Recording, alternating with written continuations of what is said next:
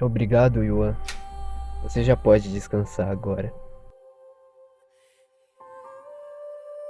Bom, para muitas pessoas o Yuan é um universo recheado de aventuras, magia, bosses, vilões com um contexto interessante.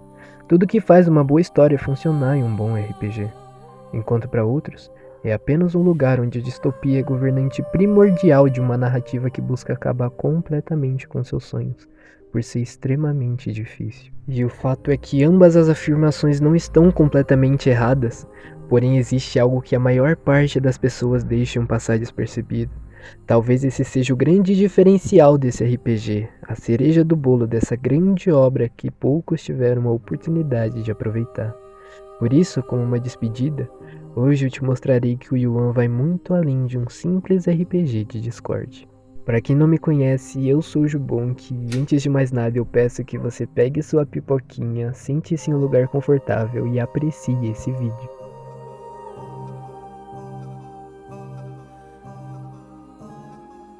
Muito provavelmente você nunca ouviu falar dessa obra, ou se ouviu não sabe muito a respeito. Para qualquer um dos casos, aqui vai uma breve contextualização para que você não se sinta perdido durante o vídeo. Tudo começa em uma época medieval, onde os bardos eram felizes nas tavernas, os bárbaros lutavam constantemente, os camponeses trabalhavam, o comércio era abundante. Um caos organizado que em conjunto dava uma bela sinfonia. Porém, apesar da descrição agradável, o Yuan sempre foi um lugar perigoso. Mas em breve você entenderá isso melhor. A maior parte da história se passa no continente de Yuan, em um planeta chamado Mokna, o equivalente à Terra. Lá vivem diversos seres de raças e habilidades mágicas diferentes. Naquele mundo, as raças eram divididas em duas categorias, as raças comuns e as raças profanas, considerada algo amaldiçoado. Guarda essa informação que vai ser importante no futuro. Com o passar do tempo, a magia se tornou cada vez mais comum no dia a dia de Yuan. Ainda assim, agora seres místicos não passam de boatos vagos de anciãos malucos. Alguns deuses caíram no esquecimento, enquanto outros são vistos apenas como mito.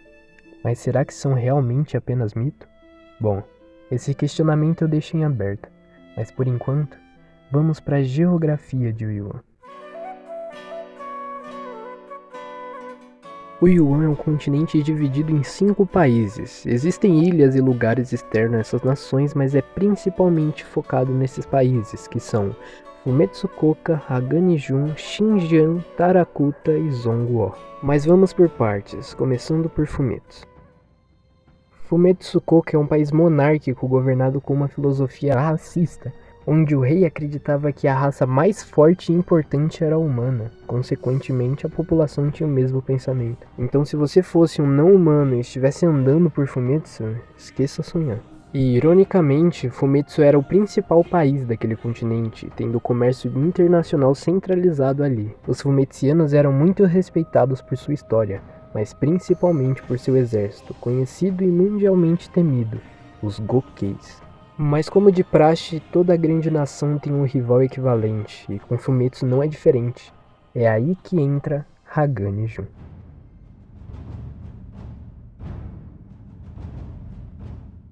Haganijun, uma gélida nação, contrária a Fumetsukoka, quase todos os seres de raças e crenças diferentes podem juntos evoluir para contribuir com a sociedade daquele país. Diferente da monarquia de Fumetsu, essa nação é governada por 5 líderes, cada líder representando e sendo o melhor em uma das 5 características, sendo elas força, estratégia, magia, recursos e tecnologia. Lembra que eu falei quase todos os seres? Então, isso se dá porque os Fumetsianos que pisarem em Hagani terão suas vidas ceifadas. As duas nações sempre foram grandes inimigas, e esse é um tema que por si só renderia um vídeo completo. Então apenas se atente a esse detalhe. Talvez eu faça um vídeo no futuro explicando, caso vocês queiram. Então deixa aí nos comentários. Enquanto temos um país que abole todo tipo de criatura, outro que abriga de todo tipo, temos um meio termo. Agora eu lhes apresento Xinjiang, a terra sagrada de Ifu.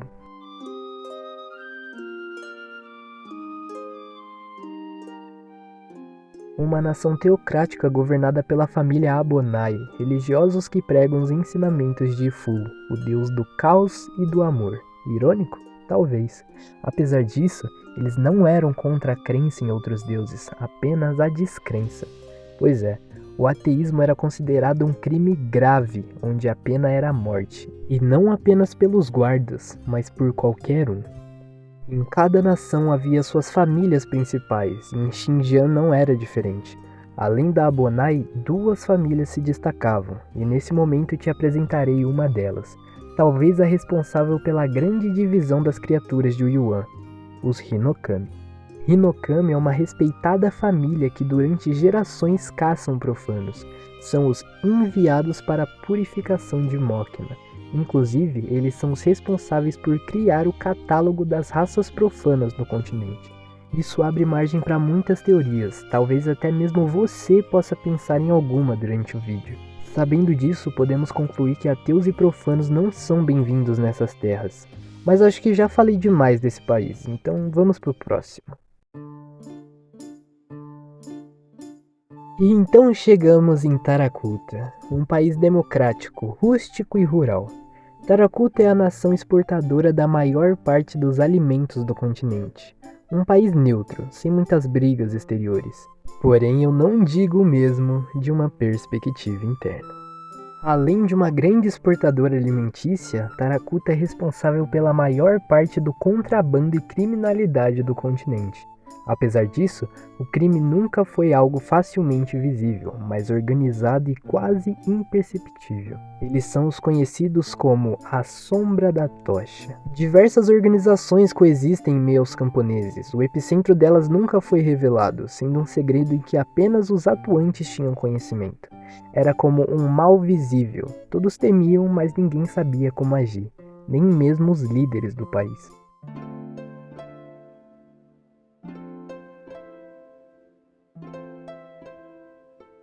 Por fim, temos Zhongguo. Talvez fosse o melhor lugar para se viver em meio ao caos que se situa o Yuan. Zhongguo é um país com 2 sistemas políticos distintos, separado por 2 ilhas, Nabigeshon, que possui um sistema anarcocapitalista baseado em tecnologia, e Mokuzai, um lugar onde o sistema teocrático é centrado na adoração do deus da sorte, Shaolao. Um lugar pouco explorado, porém que esconde um grande mistério, como as florestas místicas que coexistem entre esses lugares. Elas sugerem um mundo de potencial inexplorado e perigos desconhecidos. É possível que essas áreas possam ser uma fonte de recursos valiosos, ou possam ser lar de criaturas hostis ou perigos que ameaçam a segurança do país. Mas pouco se sabe até então.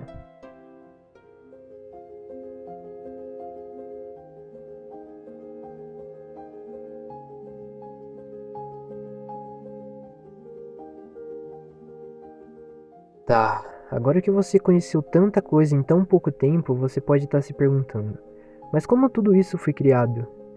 E para responder essa pergunta, precisamos voltar um pouco no tempo, mais especificamente em 24 de outubro de 2021.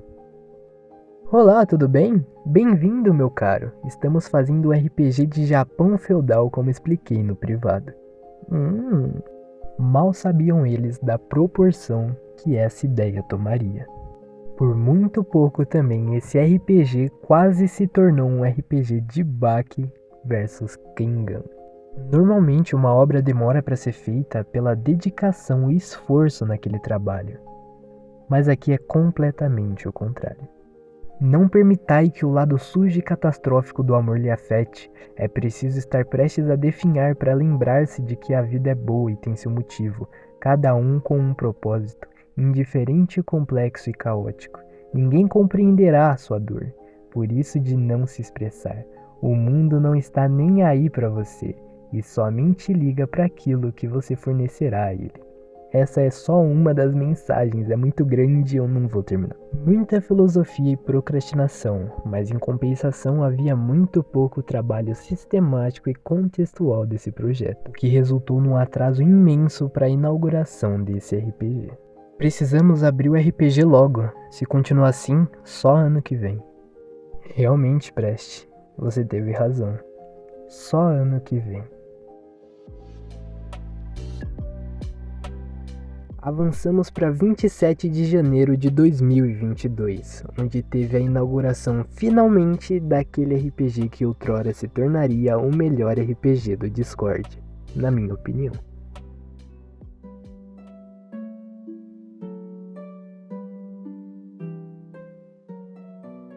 Tudo começou com um grupo de pessoas descendo a grande e movimentada escadaria de Wanquan, em Fumetsukoka, onde são apresentados os primeiros personagens dessa obra. Nis, um jovem adulto, Yushiro, um adolescente guerreiro, Peki, um haganense disfarçado, e Tranto, um renomado escritor. Esses são alguns dos personagens que nos ajudariam a entender melhor esse mundo, porém nessa ocasião eles não fizeram nada demais, dessa vez. Então avançamos um tempo até o primeiro evento relevante. Aqui focaremos em Nis. Ele já havia se separado dos outros há muito tempo, pois todos seguiram caminhos distintos. O que lhe restou foi encontrar um caminho próprio e novos amigos. Nesse período, Nis, que era alguém comum, se tornou um Gokei, entrando para a grande guarda de Fumetsu, como um Kitsu, o equivalente a um soldado. Nis, fazendo suas rondas diárias, se sentia em uma rotina monótona. Pela fama de Fumetsu, a taxa de criminalidade era baixa, então ele decidiu se aventurar. Nesse momento, Nis se encontrou com dois velhos amigos, então nos é apresentado os novos parceiros de Nis, Fritz e Rei. Fritz é de uma família de piratas bem famosa, os Newgate. E por ser dessa família, Fritz estava acostumado com as navegações e tinha até um barco próprio. Ray era só um andarilho qualquer, bem-humorado. Então, logo juntaram o útil ao agradável. Se todos queriam se aventurar, por que não uma aventura marítima? E então todos partiram sem rumo ao alto mar.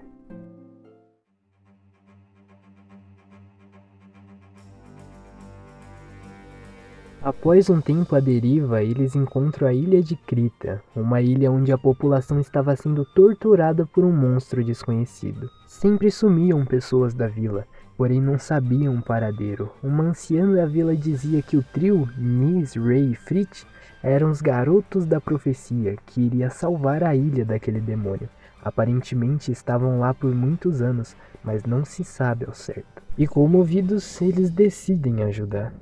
Com o desenrolar da trama, que não dá pra detalhar aqui por motivos óbvios, além de Krita ter um monte de acontecimento pra contar ainda, eles descobrem que aqueles seres são imortais, além de descobrir um mapa que leva até um cristal, responsável por deixar aqueles monstros à solta.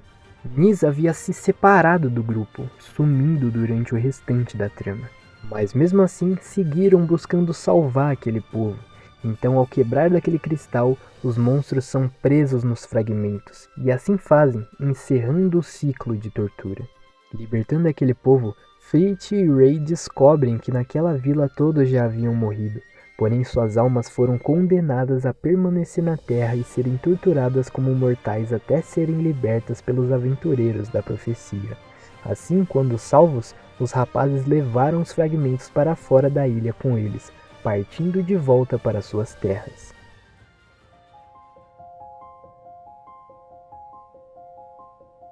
Avançando mais um período, um novo lugar nos é apresentado, a Torre da Heresia. Os primeiros a pisarem lá era um novo grupo de Fritz, que já não estava mais com Ray e Nis, mas Shinmoku e Alice, que contarei mais futuramente. Era um local realmente grande e assustador. O grupo estava em uma área de Mokna conhecida como Terras Malignas. Então já podemos imaginar que coisa boa não é. E então, adentrando aquela torre, Fritz e suas companheiras encontram o recepcionista, um ser angelical sem rosto e de terno, algo incomum para aquela época. Logo descobrem que aquela torre nada mais é do que uma torre de batalha, contendo 100 níveis. Cada nível os dá uma recompensa diferente, mas também uma batalha com uma criatura diferente, uma espécie de dungeon diferente, porém igualmente interessante. O que aconteceu após isso? Talvez fique para um próximo vídeo.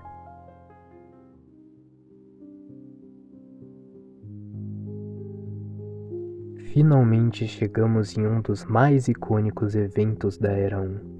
E para entendermos melhor, vamos à ótica de Nis. Nis, durante sua patrulha diária com seu cavalo, percebeu que Fumetsu já não estava tão populosa como de costume.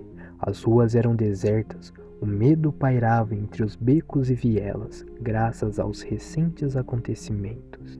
Rumores de criaturas medonhas que dilaceram qualquer coisa que encontrar pela frente.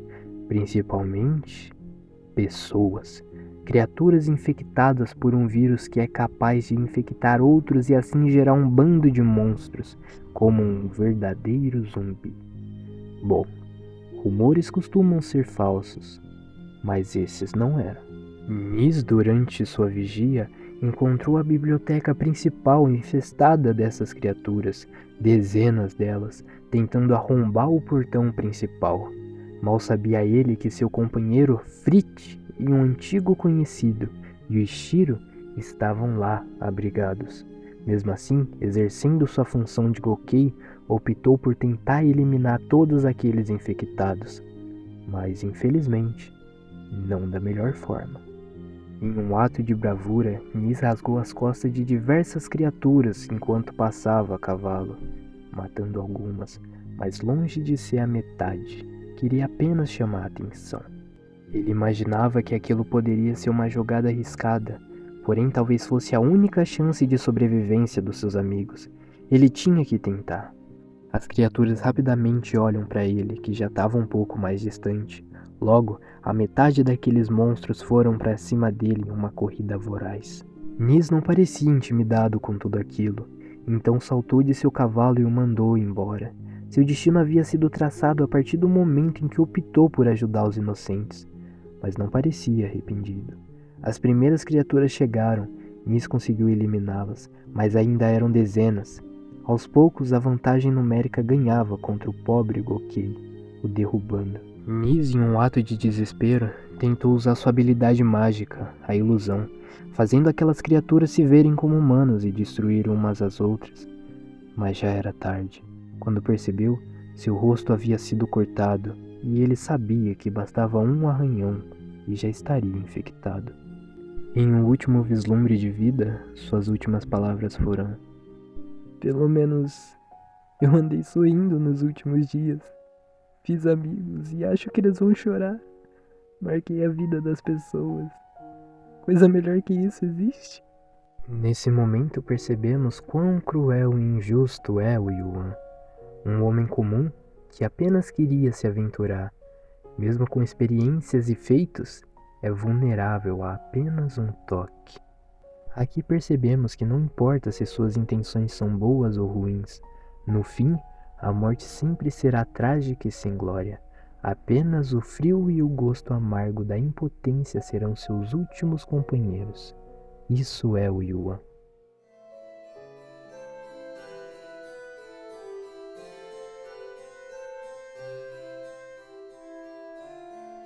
Logo percebemos que o sacrifício de Nis não foi em vão. Em meio a esse caos todo, o líder de Xinjiang anunciou a cura para essas criaturas, onde seria comercializada para os outros países. Essa era a luz no fim do túnel que o continente de Yuan precisava. Yuichiro, uma das pessoas que indiretamente foi ajudada por Nis, fez parte da equipe que buscaria a tal cura, guiado por nada mais nada menos que Severino Kita, o general de Fumetsu Koka. Um verdadeiro combatente lendário, sua presença era comparada a um batalhão de milhares de homens. Com um grande poder, ninguém ousaria enfrentar seu país. Ao chegarem na Terra Santa de Xinjiang, são recepcionados por Juscelino Abonai, o líder teocrático, e Onireves, um combatente tão incrível quanto Severino, rivais de anos. Durante a negociação houve um desentendimento entre eles, mas a cura havia sido vendida. Após a entrega da cura e do dinheiro, um capitão de Hagani-jun, conhecido por suas habilidades de fogo, insulta Severino, que rapidamente retruca. Onireves e o capitão se juntam para lutar contra Severino, mas ele não cede. No primeiro ataque do capitão, ele conjurou uma esfera de fogo gigante, suficiente para alterar a termodinâmica do lugar. Porém, Severino exibe uma de suas habilidades, uma espécie de anti-magia ocular, inibindo todo aquele fogo. Logo, Severino sinalizou para que os barcos fossem embora, assim ele poderia lutar sem nenhuma preocupação. O capitão de Hagani, percebendo que os barcos de Fumetsu estavam indo embora com a cura, deixou seu ego de lado, abandonou aquela batalha e foi até os barcos, restando apenas Severino e Onireves ali. E então acontece uma das maiores e mais lendárias lutas daquela época, que durou dias ou semanas, e vai ficar para um outro vídeo.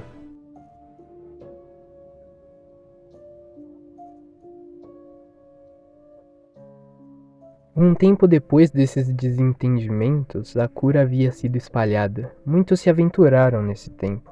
Porém, Fritz, Shimoko e Alice, decidiram descansar, alugar uma casa para finalmente deixar a vida de guerra e batalhas de lado. Mas mal sabiam eles que talvez esse fosse o maior erro deles. Shimoko foi ao palácio de Wanquan solicitar ao rei permissão para alugar uma das casas. Porém, Tirfasca, o conselheiro, era quem estava comandando tudo. Estranho?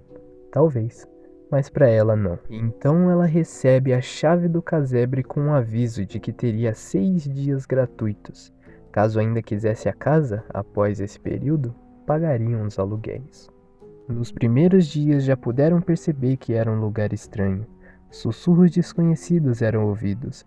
Hae, Hain, Hala. Porém não dão tanta atenção. Nesse tempo, um casal é acolhido para ficar com o trio, Abe e Shion. Enquanto perambulavam pela casa, Fritz e Shimoko se afastaram de Alice. Aí encontraram o porão do casebre, onde a maior parte da trama se desenrola. Com o passar do tempo, encontram corpos, sangue, coisas horríveis, até mesmo seus amigos. Fritz, em particular, encontrou o cadáver de Nis, que perguntava o motivo pelo qual deixaram ele morrer. Nem sequer tentaram realmente o salvar. Uma cena perturbadora para Fritz, mas isso foi só o começo. Com as perturbações e investigações do lugar, descobrem que o causador daquilo tudo foi Tirfasca, o conselheiro do reino, mas era tarde demais. Todos estavam presos na casa e não sabiam como sair de lá. Desse contexto surge um grande dilema. Shion sugere a Alice a morte. Talvez dessa forma pudesse realmente sair daquilo tudo. Acreditava que tudo aquilo não se passava de uma ilusão. Alice não quis se arriscar, pois acreditava que se fosse uma ilusão, era melhor do que sua realidade. Por isso, se ofereceu para acabar com a vida de Shion. E assim o fez. Shion tinha razão. Ao morrer, aquela ilusão foi encerrada, liberando todos do transe. Porém, agora eles sabiam que Tirfasca não era alguém de boa índole para com seu povo, e desmascarar isso era só questão de tempo. Tempo esse que não temos. Eu sei, era pra ser um grande resumão de Yuan RPG, mas acontece que ainda existe muita coisa, então eu vou dividir em partes. Nesse vídeo eu te contei os principais eventos da Era 1, ainda tinha muita coisa pra falar, tipo Gartaibon, que só ela é uma saga inteira. Então espero que você tenha gostado até aqui, deu muito trabalho pra criar esse roteiro. Editar então nem se fala, eu acho que vocês não fazem ideia de quão difícil é editar isso pelo celular. Mas esse vídeo é um pequeno agradecimento para o que nós construímos durante esses longos 3 anos de Yuan. Muito obrigado. E antes de ir embora, dá like e comenta nesse vídeo para mim saber se vocês querem a parte 2. E para completar, tem uma pergunta para você. Já conseguiu entender o porquê de Yuan não ser apenas um simples RPG de Discord? Comenta aí, quero saber. Até logo e te vejo no próximo vídeo.